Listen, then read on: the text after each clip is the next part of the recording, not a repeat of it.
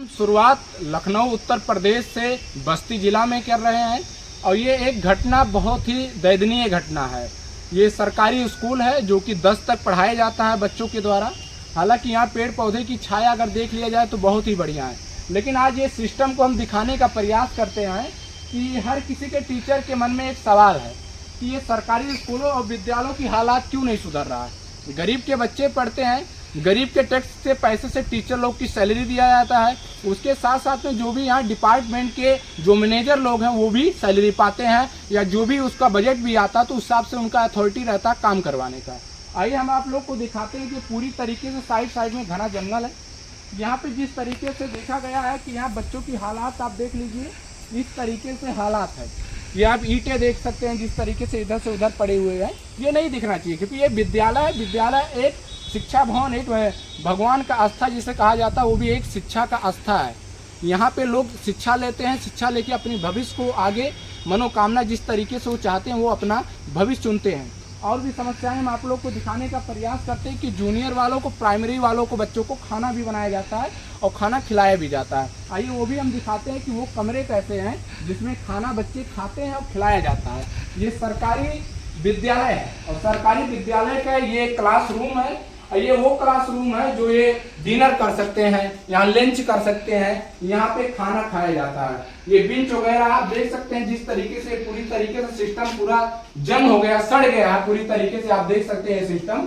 अब सोचिए इस तरीके से दयनीय इसका समस्याएं हैं कि आप देख सकते हैं पतरे रखे हुए हैं। बारिश के टाइम में अगर बरसात हो तो बच्चे खाना कैसे खाएंगे। सोचिए यहाँ पे फर्श भी नहीं लगे हुए हैं, ईंट से पूरी तरीके से जिस तरीके से इसको स्पंज को पूरी तरीके से फर्श लगाया जाता है ये भी नहीं लगाया गया है। आप पूरी तरीके से देख सकते हैं ये सिस्टम पूरी तरीके से जर्जर हो चुका है। आइए जिसमें खाना बनता है वो भी दिखाने का प्रयास करते हैं।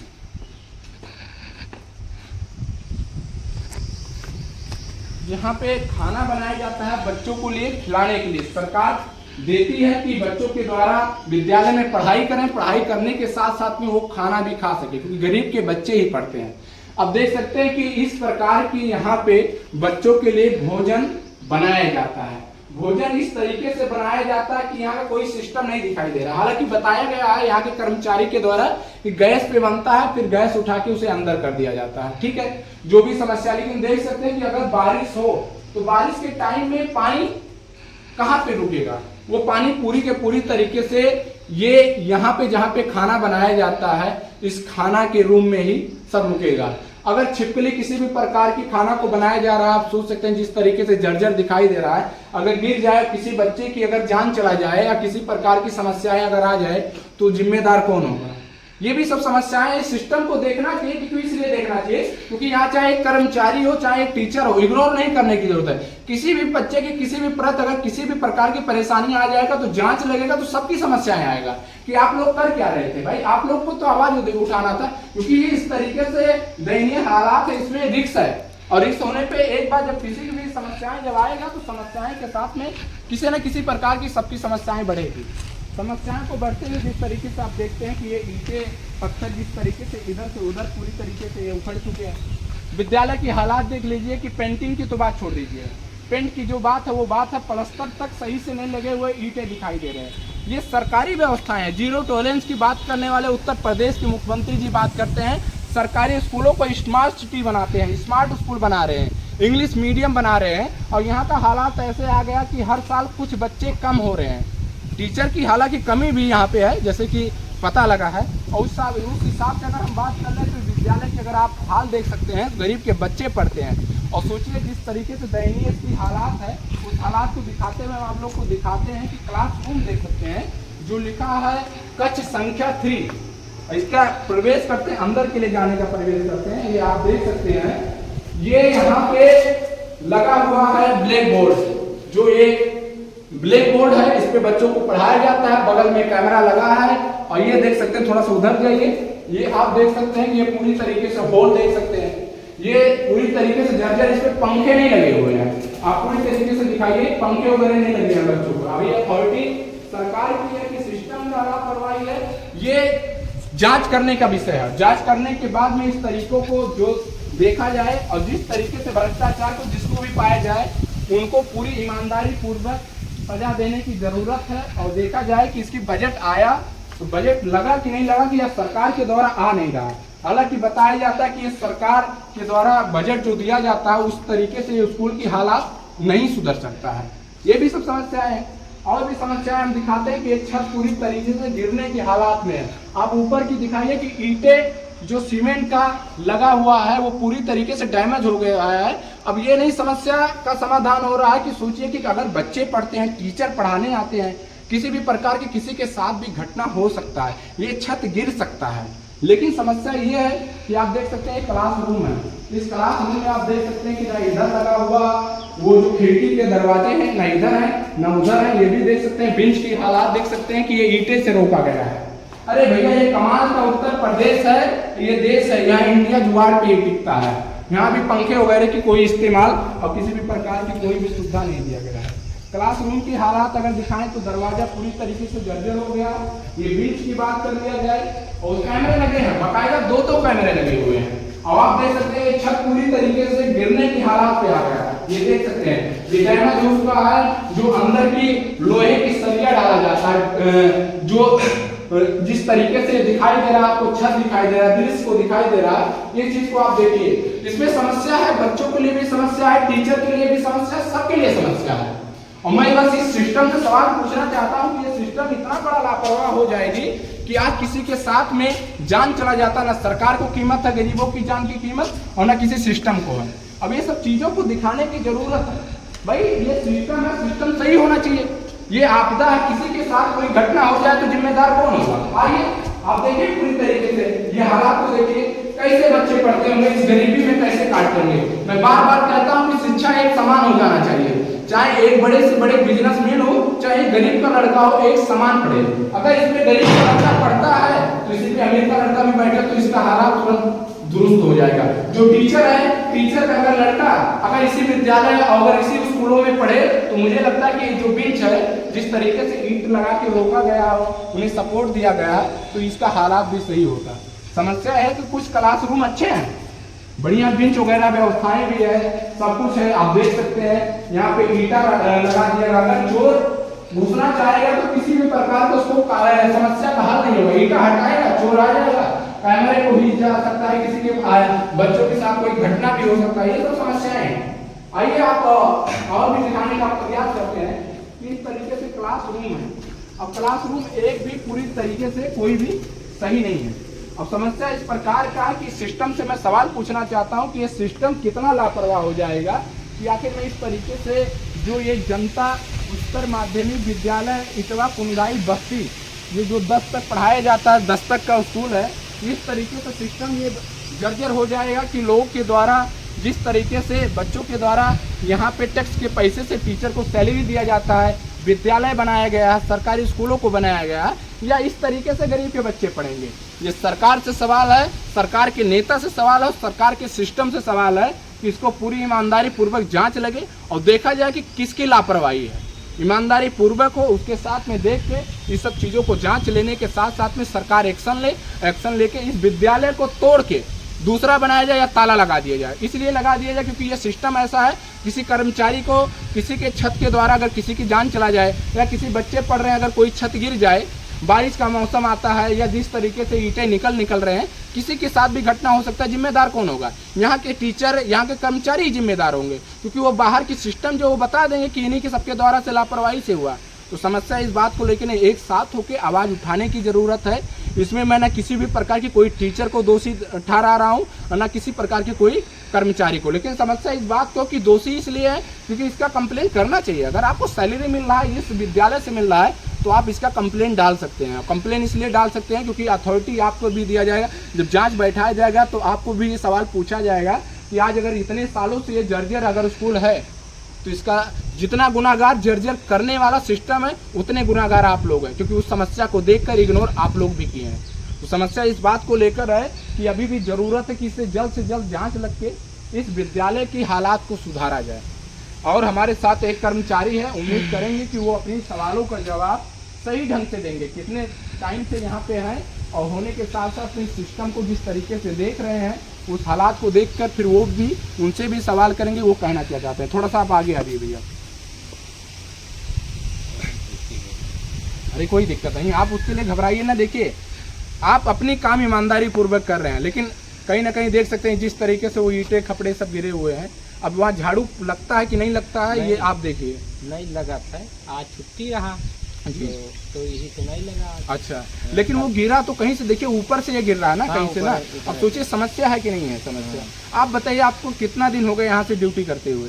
2011 से यहाँ पर 2011 से इसी प्रकार की जर्जर है सिस्टम? नहीं, उधर सही रहा, इधर कब से हुआ ये, इस सिस्टम को कब से हुआ है?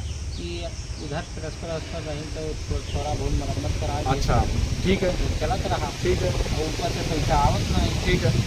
अच्छा, ऊपर से मतलब सरकार के द्वारा पैसा नहीं आता है? नहीं आया। और नहीं, अभी आपने जिससे बात करवाया उनसे द्वारा तो बताया जाता है कि सरकार के भी द्वारा आता है, लेकिन कुछ पैसे इधर सिस्टम से भी लगाना पड़ता है। अब भाई वो बड़ा अधिकारी है। चलिए, ये प्रक्रिया जितने भी लोग वीडियो देख रहे हैं, ये कर्मचारी का कहना है कि सरकार के द्वारा कोई भी फंड नहीं आता है इस विद्यालय के, सरकारी विद्यालयों को दुरुस्त करने के लिए। अब ये योगी आदित्यनाथ जी के जितने भी नेतागण देख रहे हैं, जितने भी अधिकारीगण देख रहे हैं, उनसे मेरा सिस्टम से सवाल है कि क्या बजट आता है कि नहीं आता है, या इनका बात सत्य है कि आप लोग की बात सत्य है। ये सब चीजों की प्रक्रिया देखा जाएगा। अब भाई हमको छोट कर्मचारी है, नहीं, भाई हो सकता है बड़े लोग ज्यादा जानते बिल्कुल हैं। नहीं जानकारी होगा, ये भी हो सकता है कि भाई नहीं जानकारी होगी, क्योंकि सफाई कर्मचारी का ड्यूटियां होता है वो अपने हिसाब से करते हैं, उसमें वो हस्तक्षेप नहीं कर सकते। लेकिन भैया दिन रात आप भी यहीं रहते हैं, अगर आपके ही सर पे या आप सोए हैं, अगर ये छत गिर जाए, ढह जाए, तो आपकी हत्या हो जाएगा कि नहीं हो जाएगा? सही है। तो कौन इसका दोषी होगा?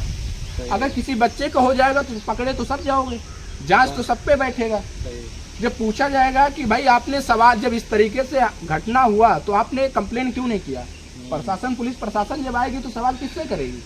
भाई सिस्टम से पहले करेगी, आपसे पहले करेगी, वो सिस्टम से बाद में करेगी, और आपसे पहले करेगी कि आप लोगों ने कंप्लेन क्यों नहीं डाला, आप इग्नोर क्यों कर रहे थे? अगर ये घटना हुआ तो जितना दोषी उस सिस्टम को बर्बाद करने वाले उतने सिस्टम के दोषी आप भी हैं, क्योंकि आप भी उसी में मौजूद हैं और आप उसी में रहते हैं। हालांकि आप लोग की कोई भी प्रकार की कोई भी परेशानियां नहीं है, आप लोग अपने काम करते हैं, ड्यूटियां करते हैं, लेकिन देखिए जिस तरीके से वो छोटे छोटे रोड़े गिर रहे हैं, किसी बच्चे के भी गिर जाए। सोचिए, आइए समस्या आपको दिखाते हैं कि जिस तरीके से छोटे छोटे पत्थरे वगैरह, ईंटें वगैरह गिर रहे हैं।